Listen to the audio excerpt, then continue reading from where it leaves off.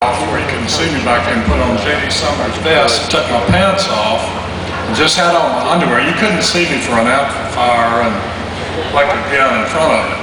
So when Elvis came back there, he couldn't see any of us until he got ready to introduce us because the light's so bright in his eyes. And he came back there, and he like, ladies and gentlemen, he said, oh.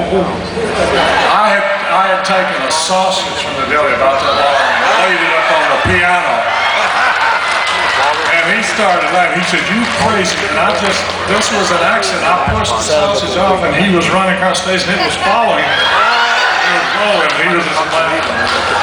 But I was lucky because I didn't really work for him. The rest of the guys on stage were on payroll salary. I was just working temporarily for a year, so I got away with it. He brought David in for comic relief. Okay? Yeah. You know what I love about that story is you traumatized that audience at that concert, and you traumatized this audience, so it works twice. David is quit drinking also. The good thing about it, it's a true story. I didn't make it up. The crazier the story, the more I know they're true when it comes to Elvis and the fun that you guys had. Norbert, you and David were also part of what is now known as the Jungle Room sessions. When they brought, Muhammad wouldn't go to the mountain came to Muhammad. What were those sessions like? What in your memory of recording, in basically what, was then called the den off the kitchen, but is now known as the Jungle Room? What are your memories of recording at the house? Well, the most interesting thing for me was the fact that Elvis is upstairs. We would come to the house early evening. Those sessions started earlier than most, I think. Yeah, and sometimes come down for a while. we would sit there maybe for 3 hours, and if Elvis wasn't feeling well, about 10 o'clock, Felton Jarvis would come out and say, well, we're not doing anything tonight. You guys going back to the hotel, we'll try it again tomorrow. And I think that was the first time I really felt like something unhealthy was happening with him. He had gained some weight, but there were certain nights that he just couldn't come downstairs. But when he did come downstairs, I remember the night we did that Timmy Hero song, Hurt. I am so hurt. He came down and nailed that thing. I think it was the first take. It was fantastic. It sounded like Elvis when he was 22 years old. So he could still do it. He still had the voice right up to the end, David, can you add anything else?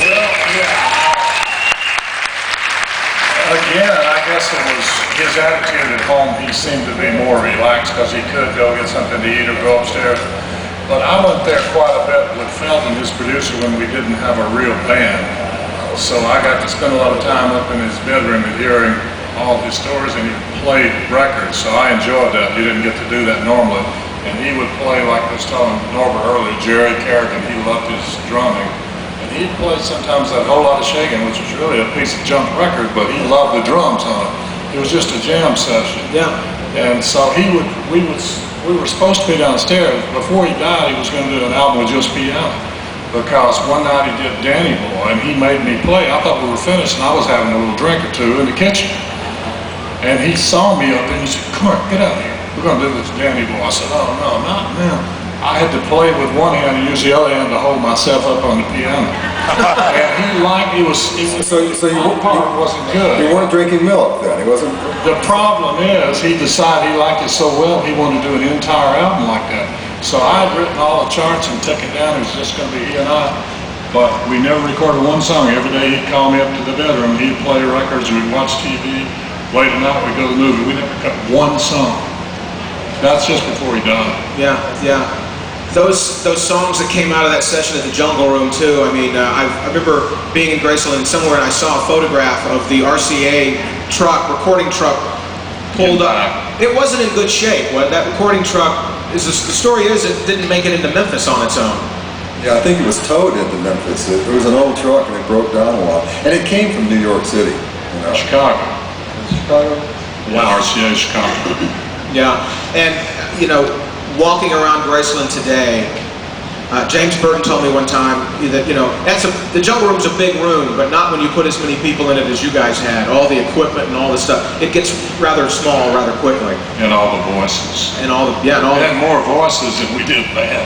Yeah, but they did take all the furniture out. And I remember RCA hung blankets over the windows to stop the reflection. And it was rather drab looking, okay? But when the furniture was out, we had quite a bit of space in there. Now, we've been here all week, and you guys are my last interview for Elvis Week, and I've been here all week talking about Elvis and the people that worked with him.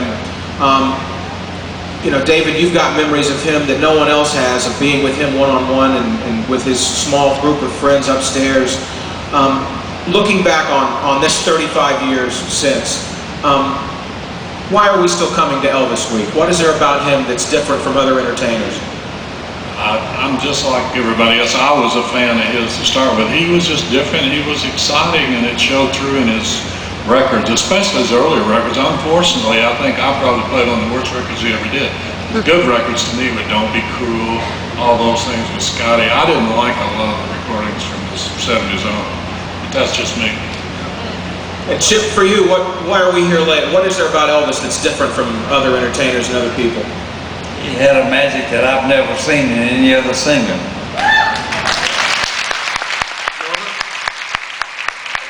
Well, the thing for me was he was the most versatile singer I ever heard. The guy could sing great gospel, great country, great rock. And when he goes to Las Vegas, he's doing songs like My Way that Sinatra would have done. You know? None of the other artists prior to Elvis had that range. Wouldn't you all agree? Yeah. And then he happened to be reasonably good looking, wouldn't you say? I guess, you know, in the things I've read about you, you talk about his voice, and I think it begins and ends sometimes with the voice. And when you have nothing else, we have the music when we're out driving around. And I guess the ability he had in all those musics explains why he's in the Country Music Hall of Fame, the Rock and Roll Hall of Fame, and the Gospel Hall of Fame. I guess that explains it.